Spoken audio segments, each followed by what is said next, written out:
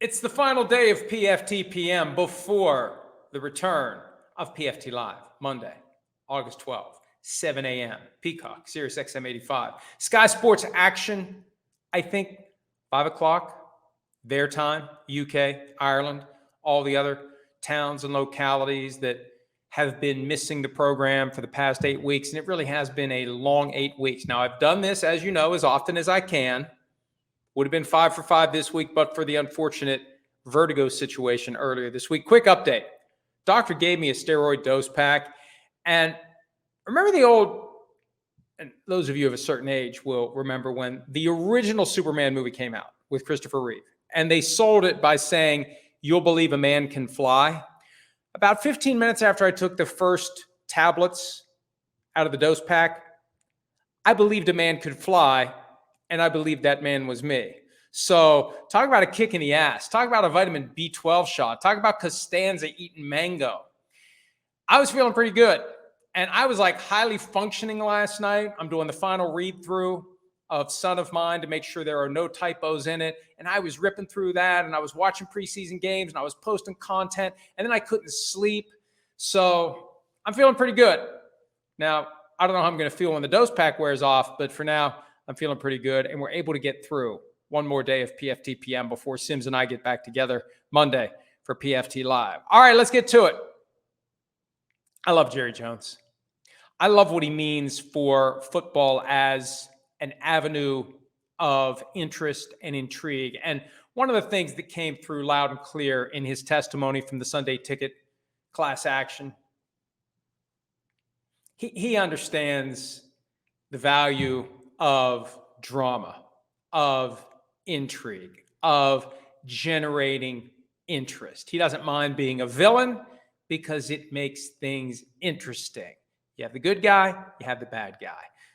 Every great story has a great villain, and he relishes the fact that the Cowboys, for many, are a villain.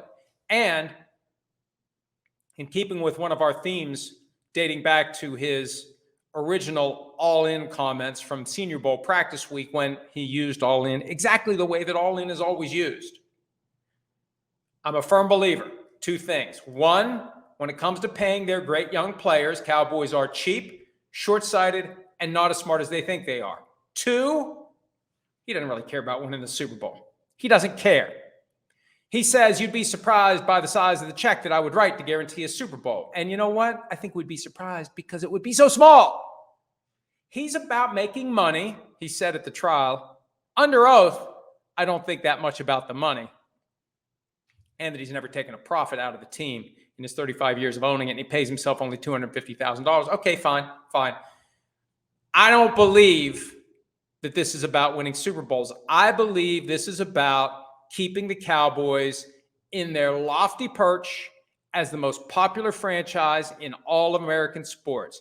And that accomplishment, since 1995, with 0 NFC Championship game appearances. My favorite stat right now in the entire NFL, the first 30 Super Bowls, the Cowboys played for the right to go to the Super Bowl 16 times. More than half the Cowboys played in that game. 28 since then, 0. And they're still America's team. They're still the team that every network wants as many times as possible on their air every year. And I say all that because we had a little dust up yesterday. Jerry Jones talking about CeeDee Lamb. I have no urgency. I feel no urgency to get a contract done. And it's funny because there was an effort by, and I look, hey, everybody's got to have a job. One of the writers that works for the Cowboys website and therefore works for Jerry Jones tried to qualify it as, I don't feel any urgency during training camp to get a deal done with CeeDee Lamb. To his credit, he came back around and clarified it. There's no limitation. Jerry Jones feels no urgency, period. He doesn't care. It's interesting. And by saying that, what did he do? He took over the news cycle. It was the first day technically of the preseason. The Hall of Fame game doesn't really count. Yesterday, there were a couple of games the Patriots were playing. The team that should have become America's team by winning 6 Super Bowls in a period of time during which the Cowboys barely won a playoff game or two. The Patriots are playing, debuting their new potential franchise quarterback. We're going to talk about that in a second. The Giants were playing, Cowboys, arch rivals. Don't you think Jerry Jones knew exactly what he was doing? Arch rival in the division. Patriots, the team that should have taken the mantle of America's team. They're playing preseason games, and Jerry takes it all over by saying, I have no urgency to get CeeDee Lamb's contract done. He's a carnival barker. He's a huckster. He's a snake oil salesman. And the worst thing that could happen for him is for his fans to figure it out. Now, he's a firm believer that all publicity is good publicity, even bad publicity. I wonder how he feels about a moron like me saying, hey, fans, he's running a grift on you. It's a scam. He just wants your money. He wants your attention. He wants your emotion. And he's not going to give you anything in return above and beyond what he can easily give you by trotting out a team wearing those great uniforms, the silver helmet, the blue star, the whole experience in America's team, and yada, yada, yada. But why isn't he paying these guys? Why doesn't he have a sense of urgency to get CeeDee Lamb in camp? The longer he misses, I mean, didn't he learn this 5 years ago when Ezekiel Elliott held out for as long as he did? He wasn't the same guy when he came back. Is CeeDee Lamb going to be as good as he was last year if he's not around the team? Maybe he will, but that's the purpose of the holdout, to create urgency. That's why I thought CeeDee Lamb's response was great. He retweeted the clip of Jerry Jones saying, I have no urgency to get a deal done, with 3 letters, LOL. And Dak Prescott, another guy that Jerry has yet to properly secure contractually beyond this year, he said, I feel urgency to get CeeDee Lamb in camp. And look, there's a way to figure these deals out. But the Cowboys, and I don't know what it is. You know, we've heard the stories in the past about how Jerry Jones will go straight to the player and they'll try to get them to appreciate the inherent value of playing for the Cowboys. And there is value in it, but it doesn't work. The salary cap is what it is. The dollars are there. Teams find a way to pay their players. They're lucky that Micah Parsons didn't draw a line in the sand. He should have. And that's not a controversial take. You know, one of the problems of today's media ecosystem, people who cover teams need to pander to the fans of the teams so the fans of the teams will read their stuff. And some of the people who cover the team become fans of the team, and they defend the positions the team will take, because if they are contrarian, the fans get pissed at them and they don't read their stuff. So I'm not hating, I'm just stating. We get too much of this defense of the team from the people who are the primary conduits of the information that is fed to the fan base. Somebody needs to say this is a load of crap. Somebody needs to say the Cowboys aren't handling business the right way. Somebody needs to peel back the curtain and say, they're just trying to take your money. They're not trying to give you a championship. They don't care about that. You know, when Sims and I talked about this at one point, I said, if Jerry Jones is truly as obsessed with winning a Super Bowl with a team that he created, doesn't have to share credit with Jimmy Johnson. They won 3 Super Bowls. He wants to be the guy who built the team. He wants to have no doubt that this is his team. He wants it so bad. It's a hell of a way to spend your golden years, being tormented by your chronic failure to even get past the divisional round. Do you think he's tormented by that? Or do you think he's counting the money that he doesn't take as profit? That's a bold thing to say under oath, baby. I've never taken a profit from my team. And look, I'm here to tell you, for my 19 years of practicing almost exclusively civil law, not criminal, there's a lot of perjury that happens in civil cases. There's a lot of it. And a very, very, very small percentage ever gets investigated and prosecuted. And I'm not saying he committed perjury. All I'm saying is he said under oath, I've never taken a profit from the team. Okay.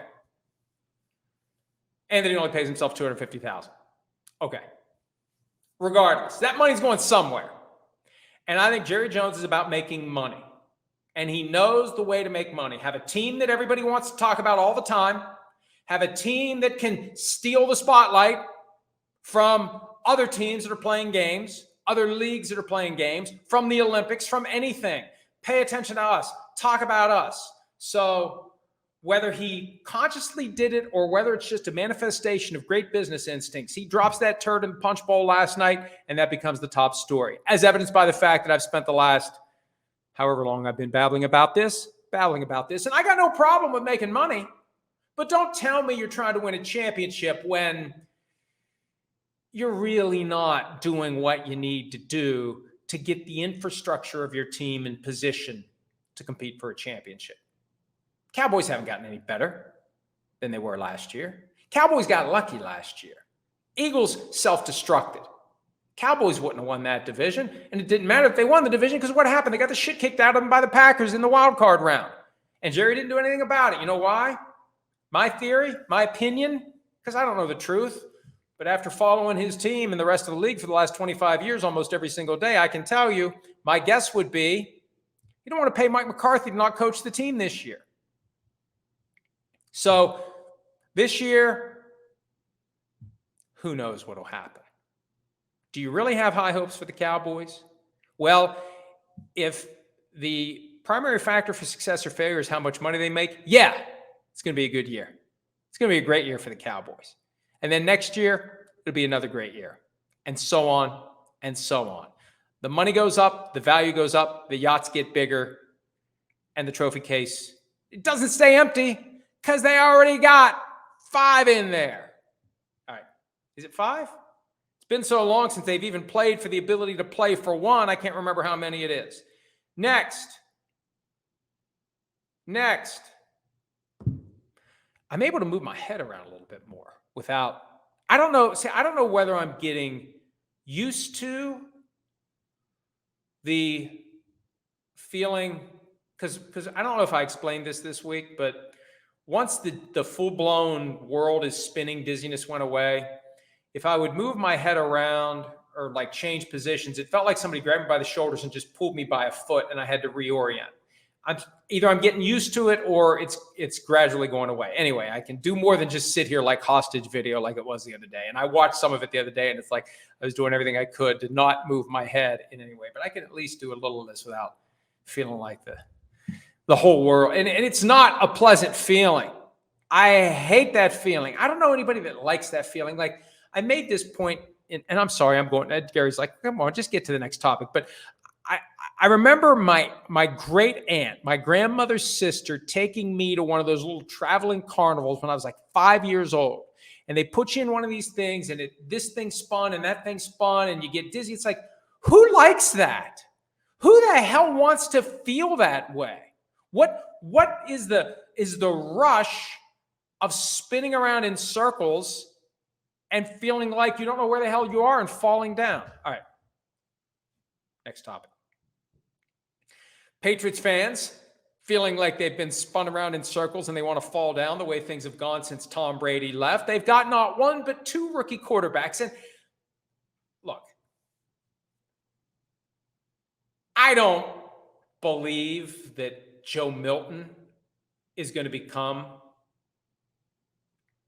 let me phrase it more accurately. I don't believe he's destined to become an NFL starting quarterback, but I would have said the same thing about Tom Brady 24 years ago. You know, you come into the NFL with a certain cachet or lack thereof. Drake Maye, 3rd overall pick. Same draft, Joe Milton III, 193rd overall pick, 6 spots before the Brady spot from 2000. But Joe Milton has a cannon for an arm. Joe Milton is athletic. And last night, we saw one drive out of Drake Maye, and it was okay. Then we saw Joe Milton for a couple of drives. Threw a touchdown pass, 38-yarder. Nice, flat, frozen rope. There was a busted play where he scrambled, ran left, ran right. And yeah, he's going against the Panthers' backups. And there was one guy out there that, I don't know what the hell he was doing, number 46 for the Panthers, had a chance to try to tackle Joe Milton and engaged a blocker instead. But still, Milton had 22 rushing yards, had a nice game there. Maye coached the Patriots, praising him. It's tangible. You see it. There's potential there. There's a ceiling there. I don't know that he can get to his ceiling, but most people would look at that and say, I wonder if Joe Milton's ceiling, if he could ever get there, is higher than Drake Maye's. If he can get there. Can he get there? There are concerns about his accuracy. He can throw the ball 100 yards or close to it, but can he throw it through the keyhole when he needs to? Regardless, I think of past situations, and both of them happened in Washington. The two that come to mind, RG3 and Kirk Cousins in 2012, Heath Schuler and Gus Frerotte back in 1994. The backup ended up being the better quarterback. And the thing about coming into the league as not a first-round pick, as a sixth-round pick, typically you get to develop with no pressure whatsoever. Now, I don't know that Milton's got pressure, but he's got a lot more attention than most six-rounders ever have. And then you got Drake Maye, who's the anointed one, who they could have traded that spot to the Giants or the Vikings and just not drafted Drake Maye. I just wonder how this is going to play out. And if I'm the Patriots, do I find a way to get both guys on the field at the same time once Maye becomes the starter, or even before Maye becomes the starter? Do I want Joe Milton III out there, specialty packages? Do I want him in a Taysom Hill type of a role? Anyway, it just makes for interesting times in New England. And if there's any team that knows how a guy taken after pick number 190 could end up competing at a high level and supplanting a guy taken with a top 3 pick, that would be the Patriots. So it's just something fun to watch. And you wonder, are both guys going to develop? Good problem to have. Is it though? You want one unquestioned starting quarterback. You don't want controversy. You don't want guys in the locker room saying, I think if we would go all in with Milton and fully develop him and give him the reps and give him the chance to play and let the game slow down for him, maybe he could be great. So we'll see what happens. It's an interesting wrinkle for a team that no one expects much from this year. We'll see when Maye gets a chance to play. We'll see when Milton gets a chance to play in games that count. Preseason, don't put a lot of stock in it, but one of the things with quarterbacks, and Sims and I always talk about this, do they pass the eyeball test? Do they look the part? And we saw more from Milton last night to come to the conclusion that he looks, so far, the part. All right. Does the dynamic kickoff, and that's the only time I'll refer to it that way. They want us to call it the dynamic kickoff, and the more they want me to call it that, the less inclined I am to call it. It's the kickoff. The kickoff is the kickoff. How dynamic is the dynamic kickoff? I still think that they got to listen to Sean Payton and change the touchback point. I haven't seen anything more about the proposed meeting on August 27 for the owners to get together and talk about accelerating this whole private equity thing. And maybe after the court ruling last week, they feel less urgency to come up with a way to raise some money.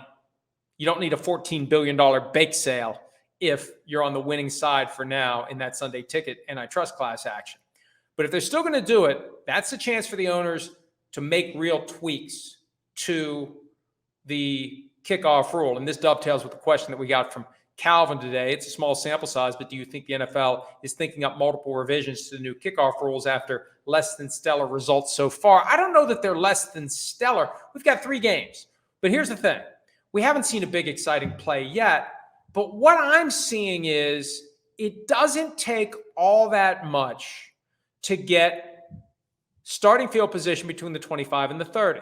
There was a return last night in the Patriots-Panthers game where it didn't really feel like the guy did all that much and he got to the 35.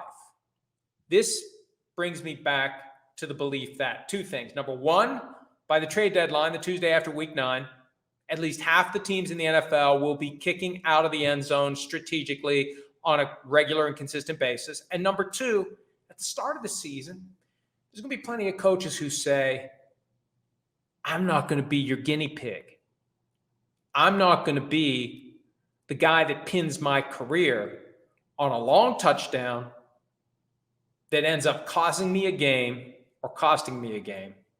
I'm going to pin any and all mistakes I make on this vertigo shit until I'm 100%. And I'm going to milk that cow as long as I can, baby. Costing a game. And it's that one game that at the end of the day may keep you out of the playoffs. And if you don't make the playoffs, you may not have a job. I'm not doing that. I'm kicking it out of the end zone. I'll give you the 30-yard line because we're seeing it. These returns, these average, random, not dynamic, not exciting returns are ending up between the 25 and the 35. So just give them the 30. And you take off the table the possibility of a long return. That's why they got to move it to the 35. And I also think that we're not going to see teams deliberately kicking it out of the end zone. They're going to do a little okey doke on the owners because the preseason will be over by the time they meet, if they do meet on the 27th. And, you think about argument in a room full of people who aren't really football people. Well, why are you worried about them kicking it out of the end zone? We didn't see much of it during the preseason. Well, no, they're not going to do it because there's going to be coaches out there who don't want the rule to change. They want it to be the 30. They don't want to have to worry about this. They got enough to worry about. Okay, we've got this crazy new kickoff formation, and we kick off to a Tyreek Hill, a Cordero Patterson, a great returner, and there's a chance it's going to be a touchdown. Let's just kick the damn thing out of bounds. Well, what if they move it to the 35? Well, let's not kick it out of bounds until it's too late for them to change the rules. Because by the time week 1 rolls around, it's too late. In theory. They don't like to compromise the integrity of the season. They don't like to play games under different sets of rules. So if it's the 30 as of week 1, it's staying the 30. The challenge is for those who really want this play to be dynamic and compelling and different than what it's been, where it's just kick the ball out of the end zone and put it at the touchback point. That's what it's going to be in a lot of these cases, I believe. I would do it, and I think a lot of coaches are going to do it, but they're not going to do it until week 1. But Sean Payton was banging the drum. We've talked about this before. Make it the 35. Make everything that doesn't land in that 20-yard box the 35. If it falls short of the 20, go to the 35, not the 40. If it hits inside the 20 and goes out of bounds or goes out of bounds before the 20, 35. Kick it out of the end zone, 35. 2 options, 35 or the 20. It only ends up on the 20 if it hits in the 20-yard box, goes into the end zone, and isn't returned. That's the only way it goes to the 20. That's easy for people to understand, and it's going to be conducive to more returns. That's why they're doing this. That's why they call it dynamic. It's going to end up being a dud. Mark my words. And look, I'm always candid with you. I'll be very candid about this. I hope they don't change it so I can say I was right. Actually, I hope they do change it so it actually is interesting. But if they don't change it, I won't be upset because I want to be able to say I was right. Because I rarely get to say I was right. Okay. One more thing. And I don't know if anything's happened since I've started talking. Let me check my text here and see if anything's happened with Brandon Aiyuk. It's still very quiet. And I think the fact that it got loud and then it got quiet and it stayed quiet, it tells me they're trying to work something out, most likely with the Steelers. And I've seen some reporting that would suggest, I think Jerry Dulac of the Pittsburgh Post-Gazette at some point on Wednesday, and I've seen others say this too, Steelers don't want to give up a player. Steelers just want to deal with draft pick compensation. 49ers need somebody to backfill. They need somebody because they could have traded him before the draft and gotten draft pick compensation that they could have used now to make the team better now. Nothing makes them better now unless they get a player now. But it just feels like it's heading this way. It feels like it's untenable and unsustainable in San Francisco for Brandon Aiyuk. Kyle Shanahan seems to be ready to move on. They could wake up at some point and say, let's just pay the guy what he wants. Let's pay the guy what the Steelers are offering. Thank you, Steelers, for negotiating our long-term deal. Brandon, this is what they're going to pay you. You know what? We'll just pay you that instead. That could still happen. I still continue to believe it's going to be the Steelers or the 49ers, and it got quiet because all these other teams that were trying to work a deal, and there was a lot of leaking that was happening from the teams. I don't think the agent's saying all that much. I think the teams are trying to put a spin on things to justify either not keeping him or not getting him. I think it's down to the Steelers and the 49ers, and we wait. But it got quiet. It didn't get quiet because Brandon Aiyuk decided I'm content to play for the 49ers for $14.1 million. And it didn't get quiet because the 49ers decided we're not going to do anything. We're just going to stare across the table from him and wait him out. Something's going on. And people are realizing right now the best play is to say nothing. All right, let's answer some questions. First one for this Friday PFT PM. We got a great system now, too. I don't have to look at my phone anymore. Gary on the ball. Boom, he drops it in. All I have to do is look this way. It was primarily, a device so I don't have to move my head around and feel like I'm going to pass out. Okay, so here's today's first question from PFT PM Posse. Why is arbitration often preferred by big companies, even if it is not a secret rigged kangaroo court like the one the NFL uses? It seems they would prefer court with multiple appeal levels, ability to be in front of friendly courts, especially since corporations often have unlimited legal budgets. And look, I like the law nerd questions, and I'm glad that I'm infecting some of the non-lawyers out there with the law nerd curiosities. You always want arbitration if you're a company. You always want arbitration. We have seen over the past 25 years, there was a landmark U.S. Supreme Court case that made it so much easier for companies to bake into any and all contracts, employment contracts, consumer contracts, anything that they can. Language forcing any and all controversies to arbitration, because when you go to arbitration, you are guaranteed to get someone who is making the decision based upon the law, not based upon any feelings or sentimentality or emotion. What happens in these cases, and this is what happened in the Sunday Ticket case, the jury decided the NFL was wrong. The jury decided they didn't like the NFL. The jury decided they were going to take from the rich and give to the consumer because the jury liked the case. They liked the vibe. They liked the feeling. It's about feeling. Juries act based on visceral feeling. One of the excerpts of the trial transcript is the entirety of the jury instructions as read by the judge. And every time I look at jury instructions, I say, how in the hell does the jury that's sitting there listening even begin to understand what the hell this is? I can't understand what it is. I practiced for 19 years. I don't understand the freaking jury instructions in that case. I never did antitrust law. I don't know what this shit means. When you're the party that's fighting Goliath, when you're David, you got a lot better chance of swinging that sling and firing that stone and taking down that giant when you got a jury making the decision.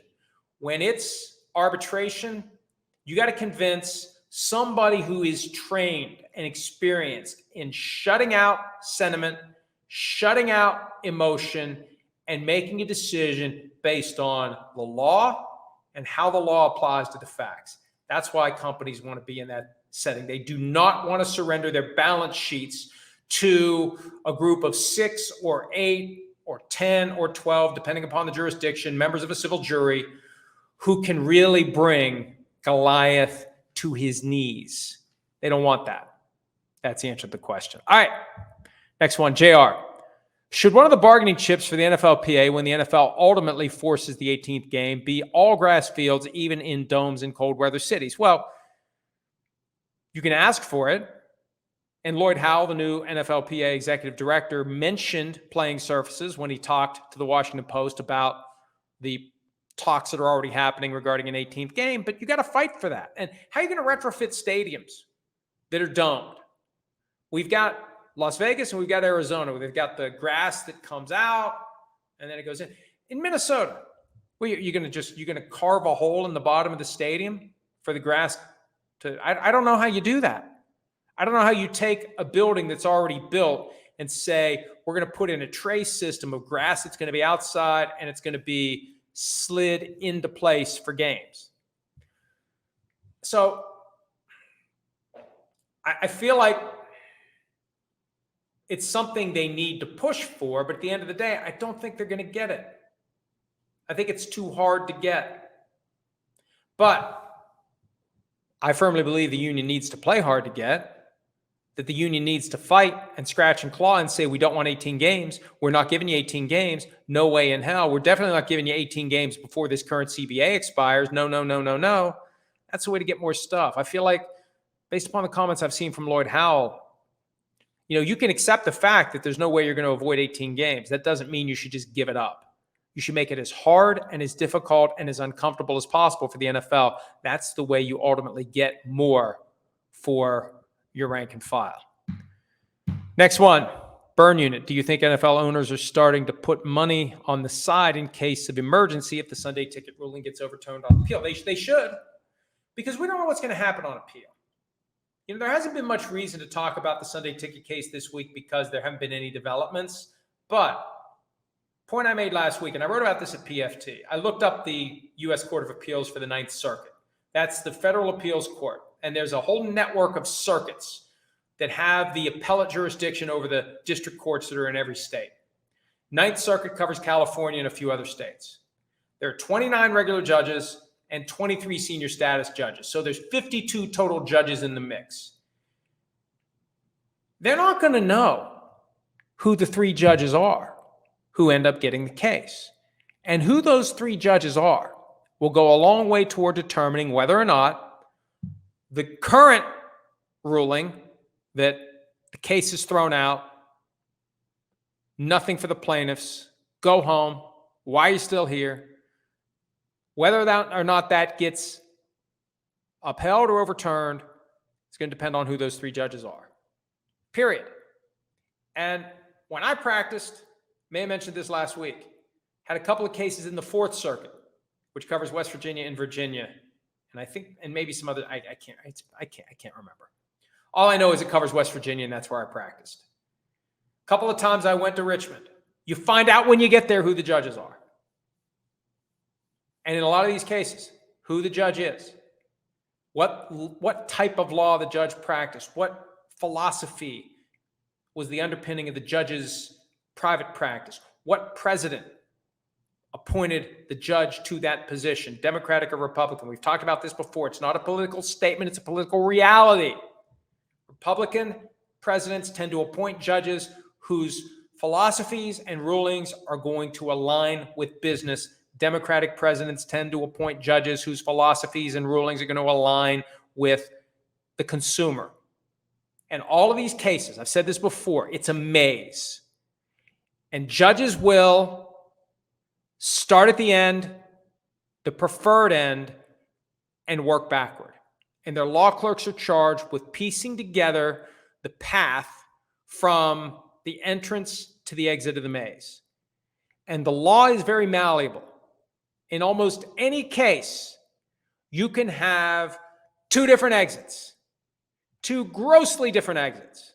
So that's where it stands. And that's why the NFL should not be thumping its chest and having no concern whatsoever, because they still could lose. They still could end up having to pay $14.1 billion. All right. Eric, it's a given we're getting to 18 games, just a matter of time, right? But where do you think it ends? What is the magic number where it stops? In 20 years, how many games will there be per season? Look, I was talking to Joe Rose on WQAM about this today, because when we think about joint practices and the urgency and the importance of the NFL to enforce rules and prevent fights at joint practices, there's a chance at some point that's going to be the only way you get your team ready for the regular season. When you look at the commissioner's logic for shrinking the preseason and adding to the regular season, the basic argument is the preseason sucks. It's not real football. So that's the argument to go from 16-4 to 17-3. That's the argument to go from 17-3 to 18-2. That'll be the argument to go from 18-2 to 19-1. And that'll ultimately be the argument to go from 19-1 to 20-0. That's been their argument all along. There's always been 20 games. It was 14-6 when I was a kid. Now we're at 17-3. We're on the verge of going to 18-2. I think the end game is 20-0, especially because there's this constant urgency in any successful company. It's never good enough to say, hey, we had this level of success this year. Let's just keep riding that wave. There's always pressure for more and more and more and more. And how do you get more? Well, We got a handful of games that aren't real football. Let's make them real football.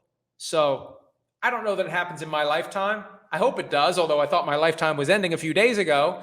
I hope I live long enough to get to the point where it's 20-0, because I think it's just a matter of time. More time than to get to 18, more time than to get to 19. And I've suggested in the past, hey, if the union really wants to hit a home run here, if the union wants to really make a big change, get rid of the franchise tag, I still don't think they'll give it up, but why not try? Hey, let's just cut the shit and get to 20 games now. What do you give us if we go to 20 games now? And the owners may say, ooh, 20 games now? Maybe that's the best way to really get some significant gains for the players. All right, last one. This is a very important question from Recliner QB, which I think is a burner for PFT PM Posse. When and how did you almost, quote, one piece of pizza? Let me try this again. One more. Take two. When and how did your almost one piece of pizza per day minimum start? How do you satisfy it daily? Order and cook pizza twice per week, or eat nearly week-old pizza, which is fine. I've pushed it a few days beyond week old, and it's still fine. Other pizza products you enjoy, like pizza-flavored chips, Hot Pockets, pizza rolls, bagel bites, and more. I've never said that I eat pizza at least once a day.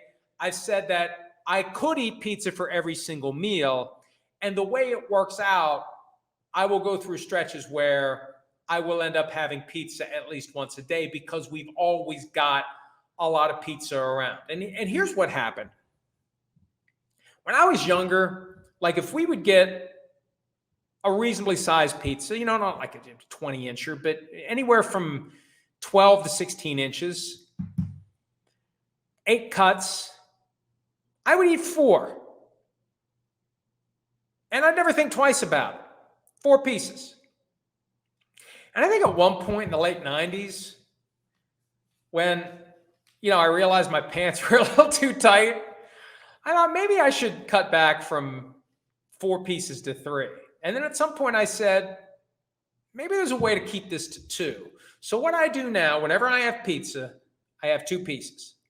Last night, for example, I made a pizza. And I had 2 pieces. And inevitably, I got pizza left over. So maybe I'll have a piece for lunch. Maybe I'll have a piece for dinner. And it'll be like a little, what's the word? Smorgasbord? Potluck? I don't know. But I'll have a piece of pizza and maybe something else. So there's always pizza in the refrigerator. The problem is we don't do a very good job of labeling. I need to do the little green strips that they use at the original beef and or the bear and put the date on it. Because we'll have baggies of pizza and it's like, which one's been in here 3 weeks? Which one's been in here 2 weeks? Which one's been in here 1 week? And I'll do a little gastrointestinal roulette. It looks okay. There's nothing growing on it that wasn't already there. But yeah, I love pizza.